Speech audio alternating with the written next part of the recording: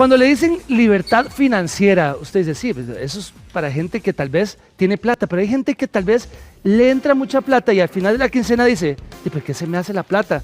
Vamos a hablar también con el asesor financiero Eric Meoño, que nos da las recomendaciones. Bienvenido, Eric. ¿Cómo estás, Ítalo? Mucho gusto, un placer. Empecemos con los ingresos. Hay gente que dice, bueno, yo tengo buena quincena, buenos ingresos, pero bueno, ahí no llego a la quincena. ¿Qué está pasando? Sí, a veces no es lo que gano, sino hacia dónde se va el dinero. Eso. Porque normalmente, entre más gana uno, más gasta, Ítalo. El tema del ingreso es el control de hacia dónde muevo yo el dinero. Entonces, yo siempre digo, y siempre lo diré, que todo empieza por un presupuesto formal. Si yo no sé hacia dónde le pongo nombre y apellido al dinero, pues jamás me va a rendir. Y normalmente la gente tiene la ecuación de sus ingresos al revés. Te voy a explicar rápidamente. Sí. Facilísimo, cualquier persona lo puede ver. Sí. A mí me entra el dinero, gasto, y a veces quiero con el excedente, lo que me sobra, ahorrar, pero nunca sobra. Cierto. Porque esa Cierto. plata siempre le encontrás una excusa para gastarla. Entonces, para que vos te pueda quedar plata, tienes que invertir la ecuación. A vos te entra la plata, saca entre un 10 y un 20% para ahorro e inversión, que es la otra parte. Importante. Y después gastás. Y ese saldo es con el que tenés que ajustar tu estilo de vida. Esa palabra, ¿verdad? Libertad financiera. Sí. ¿Cuáles son los primeros pasos para arrancar a eso? Bueno, primero es el orden, lo que te decía del Muy bien. presupuesto. Ordenar la casa primero. Sí, número 1. 2, diría yo, viva por debajo de sus posibilidades mientras tengas ingreso. Porque a veces le dicen a uno ahorre, pero hay un punto en el que ya no puedes ahorrar más. Cierto. Porque tenés gastos básicos. Claro. Luz, agua, alimentación, cable, escuelas, colegios. El tema es, ¿qué haces con el resto del dinero? Entonces, si querés tener libertad financiera, tenés que disponer de un porcentaje para no solo ahorrar, sino invertir. Hay muchas maneras de invertir. Y esa es la manera, ese es el método correcto para que puedas en algún punto sustituir con todo ese dinero el ingreso por salario que tenés, digamos, en tu vida activa.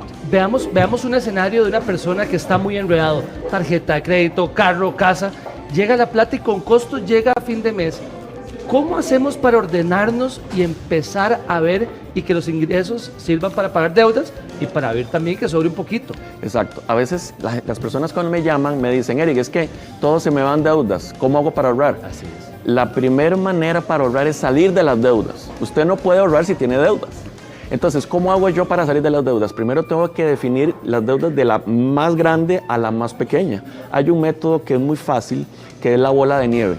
Cualquier persona lo puede buscar en internet, que es pagar con un excedente la primera deuda y cuando esa primera deuda se acabe, lo que estabas aportando a esa primera deuda la vas a sumar a la segunda. No es que esa plata que te quedó te la vas a gastar, sino que la vas a sumar a la segunda. Y cuando la segunda termine, lo que aportabas en la primera, aportabas en la segunda, la vas a aportar en la tercera. Entonces así, automáticamente vas a poder salir anticipadamente de las deudas. Ahora, si no lo puedes hacer, yo siempre digo a las personas, si usted tiene una deuda con un banco, acérquese al banco, busque una manera en que el banco le dé algunas facilidades para que usted aunque sea pague una parte. Lo peor que puede hacer uno es desentenderse de las deudas. Hay gente que le da hacerse miedo. loco, ¿eh? Exactamente, eso es un problema. Lo mejor es tomar el control y ver cuáles son las maneras en que yo pueda salir de eso. Cuando uno estaba pequeño le decían los famosos frasquitos. Correcto. Esto para diversión, esto para ir a la escuela, esto para el otro. ¿Cómo ponemos los gastos en esos en orden? Okay. Exactamente? Hay un método facilísimo. Mira, no hay secretos en esto. El tema es disciplina y consistencia. Okay. Es eso. Entonces, hay un método que es facilísimo que se llama el método 50-30-20. Okay. 50%, 30%, 20%. 50% de tu ingreso tenés que disponerlo para gastos básicos. Lo que hablamos, todos los gastos, luz, agua, alimentación, cable. 30% para lo que es ocio y diversión. Porque también uno tiene que seguir viviendo y seguir disfrutando, pero tenés que tenerlo controlado y tenés que tenerlo mapeado. Y el 20% tenés que disponerlo sí o sí a la parte de ahorro e inversión, y esa es la parte que muchas veces no nos han enseñado. Nos enseñan a ahorrar, pero ¿qué hago yo ahorrando si la plata en una cuenta de ahorro se la come la inflación? Yo tengo que coger ese dinero que me queda y ponerlo a trabajar a una tasa de interés que esté ojalá por encima de la inflación que tenemos en ese momento. Y ese dinero es el que me va a permitir a mí tener una libertad. Ahora, hay otra línea que tenés que tener básica que se llama el famoso fondo de emergencia, que es el dinero que vos tenés que guardar, que es normalmente entre 3 y 6 meses de tus gastos fijos, una vez que has hecho el presupuesto que te decía, por si te quedas sin trabajo, por si tenés alguna emergencia médica, ¿me entiendes? Porque vas a tener un tiempo prudencial para ver cómo poder reaccionar para que no cambies tu estilo de vida. Otra cosa importantísima, Ítalo, es la gente gasta más de lo que debe porque no diferencia entre necesidades y deseos. Cierto. Son dos palabras que la gente las confunde. Necesidad es, por ejemplo, algo fácil. Yo necesito un par de zapatos, pero yo no necesito un par de zapatos de $200. ¿Estás de acuerdo? Claro, entonces yo tengo que entender qué es una necesidad básica y qué es realmente un deseo. Ahora, puedo tener esos deseos, pero si tengo más o menos definido esos montos, ya sea mensual, ya sea trimestral, para que yo pueda gastar ese dinero sin remordimientos, ¿me entendés? Ahora, ¿qué pasa cuando se gasta todo y me deja un margen muy pequeño para poder ahorrar o para poder divertirme? ¿Qué hacemos? Ok, muy importante, siempre se puede ahorrar. No es cierto que yo no puedo ahorrar. Yo puedo ahorrar. Mi abuelo, que en paz descanse, me decía, si usted gana 10 colones, ahorre 5, ahorre 2, porque el tema es el hábito. No tenemos el hábito. Y si yo no empiezo a desarrollar el hábito, jamás voy a entender cómo es que el dinero yo puedo hacer que se multiplique. ¿Ves? Entonces, no me venga, o sea, las personas que me dicen, es que yo no puedo ahorrar. No, si usted sí puede ahorrar, si usted sale 4 veces los fines de semana, quite 2. Claro. Salga. Si usted va a tomarse un café, bueno, yo puedo tomarme un café, ¿verdad? Pero no me puedo tomar un café todos los días. ¿Cuáles son los primeros gastos que debemos recortar? Ok, los gastos hormiga. Los gastos hormiga son aquellos gastos que no dejan rastro. Sí. Y esos son los que realmente te drenan toda la capacidad de poder ahorrar y posteriormente invertir. Entonces ahí puedes tener viajes no planeados, tarjetazos, todo lo que es deuda de consumo, que es tasa cero, viajes no programados, salidas a la MPM o a cualquier supermercado que yo no tenga, o el fresquito que me tomo todos los días cuando podría llevar yo el almuerzo de mi casa. ¿Me entendés? Si estoy apretado, ¿verdad? Ahora, si usted tiene una situación que está complicada y no puede en la línea del ahorro o del gasto poder bajarlo, va a tener que incrementar la parte de arriba, que es el ingreso. Búsquese un segundo ingreso o búsquese un trabajo de medio tiempo. O sea, hay muchas maneras de hacerlo. Hay gente que tiene muchas cualidades y mucho potencial, pero no lo está explotando. ¿Ves? Qué linda palabra esa, emprender, ¿verdad? Y la pandemia nos dio una cachetada de gente que dice que salió adelante emprendiendo. Correcto. A veces te sobran 100,000 colones. Correcto. Y la gente dice, bueno, ¿qué hago con esto? Correcto. ¿Cómo hacemos para dar los primeros pasos a un emprendimiento? Ok. Yo siempre digo que en la medida de lo posible, cuando yo emprendo, debería de emprender sin deuda.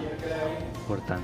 ¿Por qué? Porque acuérdate que un negocio en los primeros años es como una esponja y el negocio necesita desarrollarse. Entonces yo debería de sacar o de ver, si no tengo todo el dinero, buscar y asociarme con personas para poder emprender esa pequeña cafetería o ese negocio de asesorías, o ponerme una página web donde vendo productos, ¿verdad? Hay muchas maneras, pero yo lo que siempre le digo a la gente, mire, haga el ejercicio, pero trate de no endeudarse, porque está estadísticamente comprobado que el 95% de las pymes y MIPYMES en los primeros 3 años desaparece. Y entonces, ¿qué es lo que pasa? Cuando la empresa desaparece la empresa, pero no las deudas, si empezaste con deuda. ¿Ves? Entonces, tenés que tener mucho cuidado. Ahora, si es muy poquito, yo les recomiendo a las personas, tenga su trabajo, usted puede ser asalariado y en paralelo invertir. Claro. Ahora más que nunca, Ítalo, se puede invertir desde tu teléfono. No tenés que salir de tu casa para invertir, y eso es lo que yo le enseño a las personas. ¿Ves? Cuando usted quiere libertad financiera, puede tener su trabajo, pero la gente dice, ¿invierto o me hago mi negocio? ¿Verdad? Entonces, ¿por dónde arranco? ¿Y en qué puedo invertir ahora? ¿En qué se invierte? Ok, yo puedo invertir desde un certificado de depósito a plazo, que es lo que históricamente los papás y los abuelitos hacen de nosotros, que es el instrumento más seguro que existe, pero el que tiene la tasa más baja.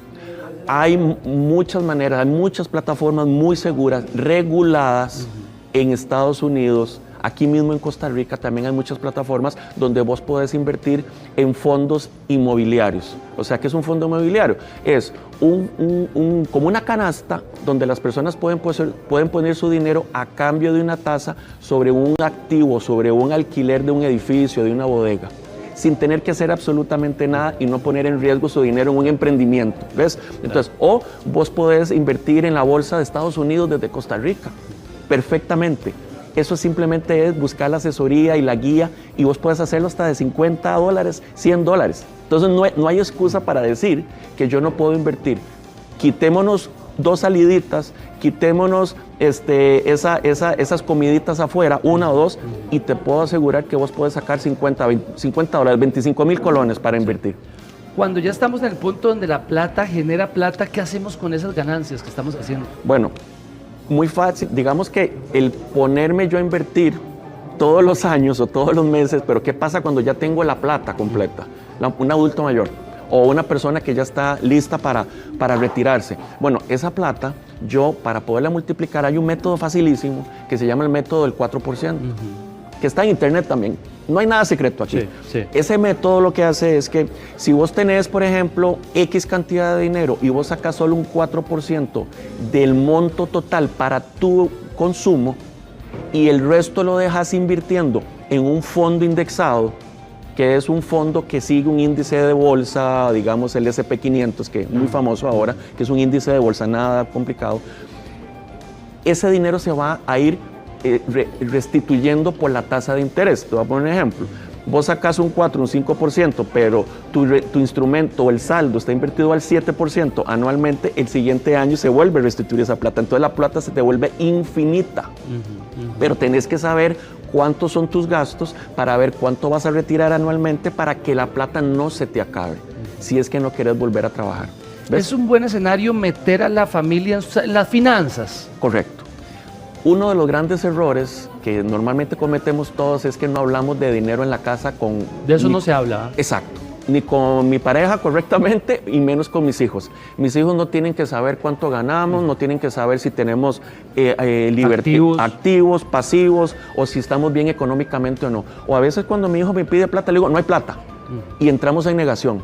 Y si yo programo en negación a mis hijos van a creer que hay escasez. Y puede ser que no me agarró en el momento correcto. Claro, entonces es muy importante empezar a involucrarlos con el manejo del dinero. Mire, yo le voy a dar a usted, a mi hijo de 10, 11 años, mire, yo le voy a dar a usted la plata de una semana. Usted tiene que dividir esta plata por día, y si esa plata se le acaba, usted tiene que ver cómo resuelve. Para empezar a pensar cómo es que yo tengo que hacer que el dinero me trabaje. Y hay que romper con los paradigmas familiares o con las malas programaciones, Ítalo. Hay un libro muy lindo que se llama Los secretos de la mente millonaria. Habla de cómo te programan con respecto al dinero. Si tu papá o tu mamá o tus abuelos no tuvieron dinero, no significa que vos no puedas tener una persona de dinero. No es cierto. O abundante económicamente. No es cierto. Porque yo conozco casos al revés, que son abundantes económicamente y que cuando llegan a la tercera generación esa plata desaparece. Se acabó. No es cierto. Es un tema de programación. ¿Cómo hacemos para meterle esa semillita del ahorro, inversión a las nuevas generaciones, a los chiquillos, a esos chiquillos que tienen 4 o 5 años? ¿Cómo hacemos para involucrarlos en esto? Bueno, hay juegos que están directamente relacionados con el manejo del dinero. Existe el Monopoly, existen algunos juegos de cartas, donde estás jugando, pero al mismo tiempo le estás enseñando a manejar el dinero de una manera, digamos, a través de un juego. Y eso es lo que uno tiene que hacer. Ojo, 5 años, 6 años, pero a veces con el niño de 10, de 12, que ya tiene que estar preparado para manejar dinero, no sabe recibir un vuelto. Cierto. No sabe recibir un vuelto. No sabe tomar te voy a decir algo, no sabe tomar un bus, no sabe recibir, ¿me entendés? O sea, sí, claro, no manejarse. Tiene que saber manejarse, porque si no el mundo va a ser muy cruel y se lo va a comer, porque siempre hay alguien más vivo. Más pipa. Más pipa, ¿me entendés? Eric Meoño, le agradezco mucho. Bueno. De verdad, muchísimas gracias por los consejos. Bueno.